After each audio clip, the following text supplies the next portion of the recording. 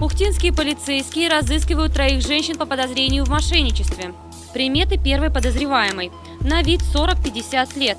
Рост ниже среднего. Плотного телосложения. Одета пальто темно-серое, ниже колен с капюшоном. Шапка вязаная серого цвета с козырьком. Брюки черные. Черная обувь, при себе имеет женскую сумку черного цвета. Второй подозреваемый на вид 30-35 лет. Рост средний, плотного телосложения. Одета дубленка серого цвета с белыми меховыми вставками. Воротник белого цвета, по краям рыжего. Шарф зеленого цвета, шапка светлого цвета с бубоном. Обувь зимняя, при себе имеет женскую сумку черного цвета. Третий подозреваемый на вид 25-30 лет, рост ниже среднего, среднего телосложения. Одета короткая куртка с капюшоном черного цвета, капюшон с мехом, шапка вязаная черного цвета с бубоном, штаны черного цвета, при себе имеет женскую сумку черного цвета.